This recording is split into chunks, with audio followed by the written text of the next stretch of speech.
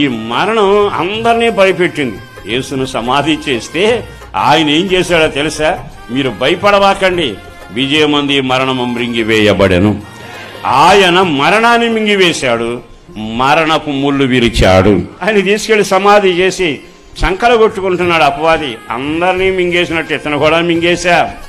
నజరుడైన యేసు గొప్పవాడిని వీళ్ళంతా అనుకున్నారు. నా నోట్లో పడకుండా, నా చేతిలో పడకుండా ఉండేది ఎవరు అంటూ మరణం వికట హఠహాసం చేసిందట.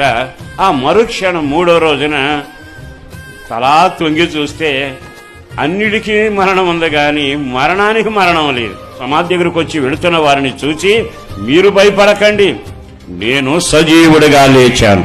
ఏ బంధకాలు చెరసాలను మిమ్మల్ని ఆపలేవు. బంధించినవి బంధించినట్టే ఉంటాయి, కానీ మీకు విడుదల కలగబోతుంది.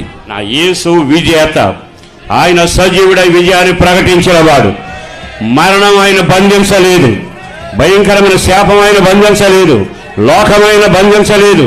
నీకు కీడు చేసే మరణం మింగివేయబడింది, నిన్ను పాతాళానికి తీసుకెళ్లే మరణం మృంగివేయబడింది. దాని ముళ్ళు నేనే విరిచాను, మీరు భయపడకుడి.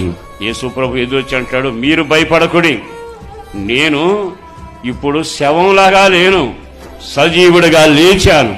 కనుక మీ వ్యక్తిగత జీవిత అనుభవాల్లో ఇక మరణం మీ మీద పెత్తనం చేయడానికి